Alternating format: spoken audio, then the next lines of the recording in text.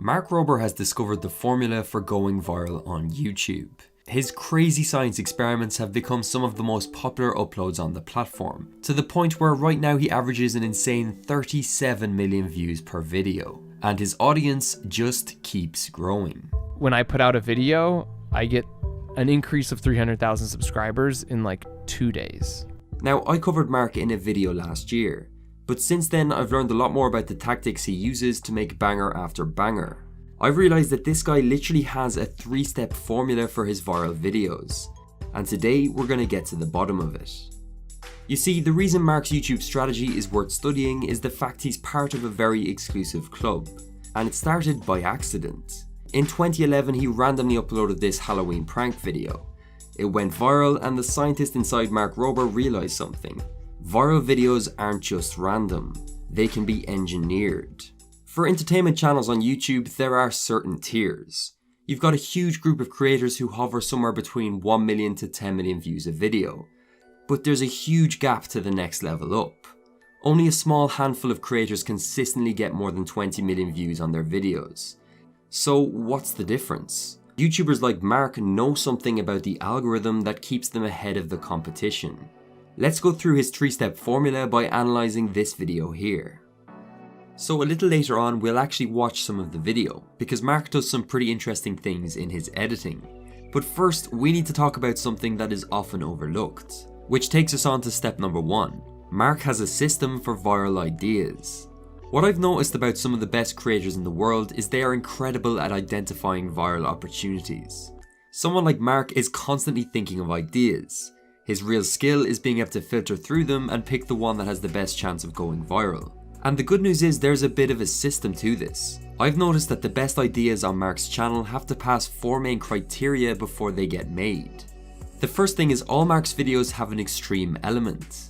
It shouldn't be a surprise that viral videos need to be somewhat unique. If they were easy to replicate, there would be too much competition. For example, the world's largest videos concept is a proven way to stand out. The algorithm rewards going to the extreme. The second thing is Mark's ideas are optimized for new viewers. His videos can be shown to someone who has never seen his channel before and still be interesting. They have wide appeal. Mark's video ideas are usually previously proven. As much as it's good to innovate, most viral ideas on YouTube are just adaptations of things that have worked in the past. For example, the video we are covering today is just a progression of this video from 2019. This removes the guesswork. If it's worked for you or for another channel, we can already predict there's a good chance it will work again. And finally, Mark has said if he can't visualize the title and thumbnail, he doesn't even start filming. We'll cover some of the tactics Mark uses in this area later in the video. If you look at any of Mark's recent uploads, they all follow these 4 criteria. But now it's time for the really interesting part. Because ideas are useless without execution. Which takes us on to step number 2. Mark edits for the algorithm.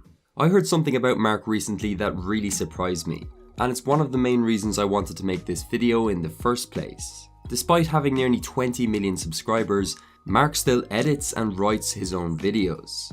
Now, I've worked with plenty of 1 million plus YouTubers, and trust me, this is very rare. So why?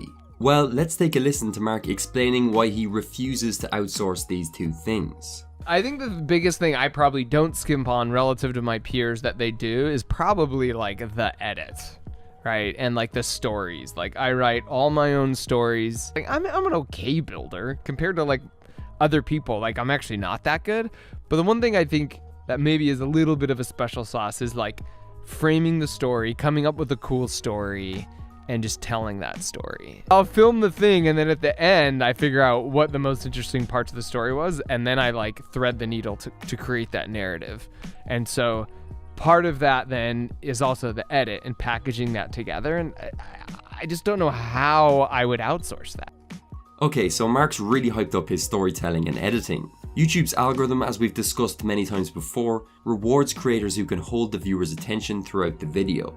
So let's take a look and see Mark's genius in action, starting with the first 30 seconds. 2, 1. This is me reclaiming my title for the world's largest and tallest elephant toothpaste experiment. And this is a totally different kind of reaction we discovered in all our experimentation called Devil's Toothpaste, which is insanely reactive and super dangerous. I'll explain why in a minute, but for now, here's a hint.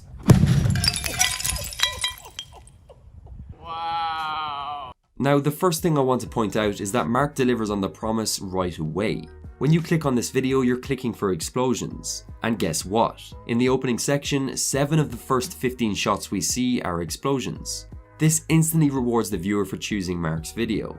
Secondly, the edit frequency is very intense. In fact, just in this intro there are 16 separate cuts. The average length of a clip is 1.8 seconds. Mark understands that if there's any part of the video that should be fast paced, it's the intro. These tactics grab your attention from the first second. What happens next is even more important. What's up, Fletcher? This is Fletcher, and this is also Fletcher a year before this call, but unbeknownst to everyone at the time, also pictured here under all that amazing hair was a fast-growing brain tumor. I secretly vowed that if he made it to 13 years old, I would fly him and his family out and surprise him with just the dopest birthday party ever. And not long after, I texted Fletcher this picture, so he knew we had closely matching hairstyles, but what he didn't know is that plans were already underway for him and I to take back the record for the world's largest elephant toothpaste. Mark always gives his videos a strong why, and I think this is often missing on YouTube. Most people would just take this idea and make the whole video around the toothpaste explosion. But by adding in this underlying story, Mark gives the whole video purpose. He's also blending 2 viral video concepts into one. Now the video is not only a world's largest video, but it's also a wholesome surprise. Mark is making viral videos within his viral video. However, the first difficulty comes after this point, and it's where a lot of people fail, the build-up phase. Compared to the excitement of the intro and the emotion of the why, Mark actually building the experiment could seem boring, but he keeps this part interesting using a storytelling structure. Problem, discovery, explanation. He uses this pattern in the building section of every video. It's a perfect example of show don't tell when it comes to YouTube. And then comes the most important parts of the video. Mark has 3 separate payoffs. Yes! And then when we gathered for the picture, I snuck up right behind him and took off my mask. All right, cool. What do you guys want to do next? What should we do?